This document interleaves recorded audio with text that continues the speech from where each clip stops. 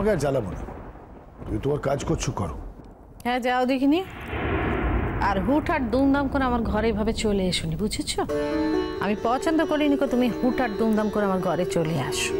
এতদিন অসুস্থ ছিলে, অসুস্থ রোগীকে ঘরে এনে সেবা করেছিল। কেউ যাতে না বলতে পারে পরপুরুষের সঙ্গে রাত কাটিয়েছি, ওই জন্য তোমাকে বিছানে শুয়েছি, নিজে মাটিতে বেজনা করে শুয়েছি, ঘরের দোর খোলা রেখেছিল। যেমন হসপিটালে নার্সিংহোমে সিস্টার দিদিমণিরা করে তেমনই করেছি। এখন দিব্যি সুস্থ হয়ে গেছো, টকাস টকাস করে হাঁটতেছ। এখন যদি হেঁটা এসে দাঁড়াও তাহলে কে কি বলবে আমি জানি নিকো, আমার নিজেরই খারাপ লাগবে। আর একটা কথা, ছুটকির কথা না হয় বাদই দিল, সে না হয় টাকাটা নিলনি, কিন্তু আরেকজন ভাগিদার এসে তো ঘরে বসে আছে, তার কথাটা একবার ভেবে দেখো।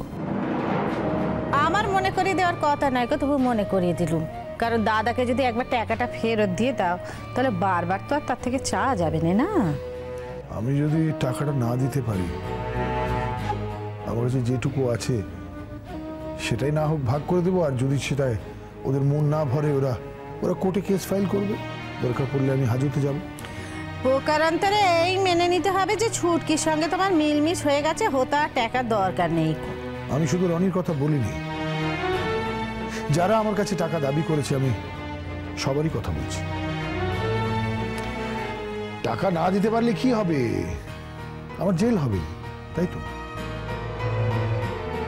এমনিতেও তো এই অবস্থায় আমি কাজ করতে পারবো না, বাড়িতেই বসে আছি, তার চেয়ে ভালো জেলে গিয়ে বসবো হাজতে। তাতে যদি শ্রেষ্ঠা আর তার ছেলে শান্তি পায়, তবুও কারো কাজে লাগলাম। কেন হেয়ালি করছে বলো দেখি? হ্যাঁ, পরিষ্কার করে বলো না যে তলায় তলায় তোমার শ্রেষ্ঠার সঙ্গে ষাট হয়ে গেছে। কোনো ষাট হয়নি, কারোর সাথে তলায় তলায় কোনো ষাট হয়নি, কথা হয়নি, কিছুই হয়নি। সেই ধরনের মানুষই আমি।